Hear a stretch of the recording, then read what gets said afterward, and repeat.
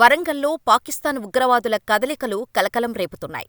ఉగ్రవాదులతో లింకులు ఉన్న వరంగల్కు చెందిన వ్యక్తిని పోలీసులు అరెస్ట్ చేశారు. వరంగల్కు చెందిన జక్రియా అనే వ్యక్తికి పాకిస్తాన్ టెర్రరిస్టులతో సంబంధాలు ఉన్నట్టు పోలీసులు గుర్తించారు. అయితే కొన్నేళ్లుగా పాక్ ఉగ్రవాదులతో సంబంధాలు కొనసాగిస్తున్నట్టు గుర్తించిన పోలీసులు చెన్నై ఎయిర్పోర్టులో ఈ నెల 25న శ్రీలంకకు వెళ్తుండగా జక్రియాను పోలీసులు అదుపులోకి తీసుకున్నట్టు తెలుస్తోంది. కాగా జక్రియా అసలు స్వస్థలం పాకిస్తాన్.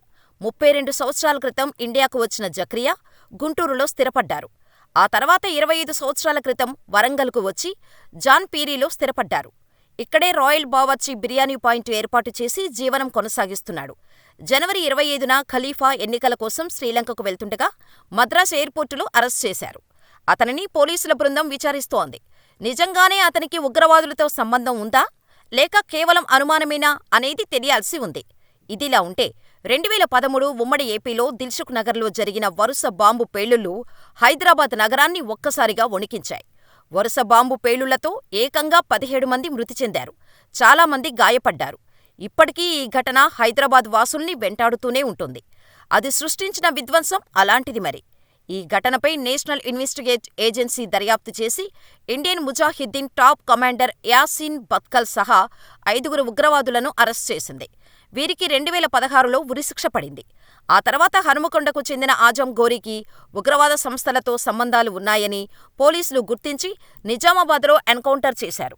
ఆ తర్వాత వరంగల్ సెంట్రల్ జైల్లో శిక్ష అనుభవిస్తున్న ఐఎస్ఐ తీవ్రవాదులు Vikaruddin gang 2015 April 7న PT వారెంటుపై Hyderabad కోర్టుకు తరలిస్తుండగా ఎస్కార్ట్ పోలీసులపై దాడికి యత్నించడంతో ఆలేరు వద్ద 5గురు టెర్రరిస్టులు ఎన్కౌంటర్ అయ్యారు.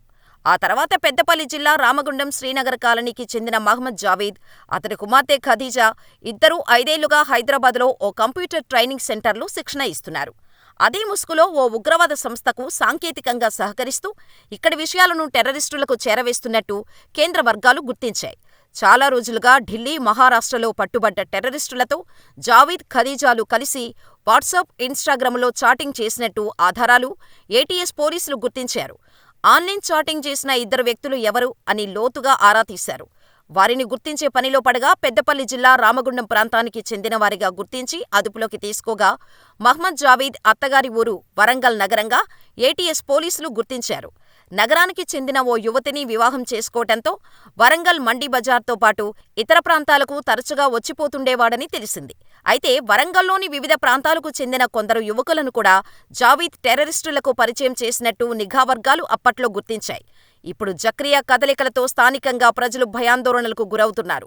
పోలీసులు కూడా అలర్ట్ అయ్యి నిఘాను మరింతగా పెంచారు.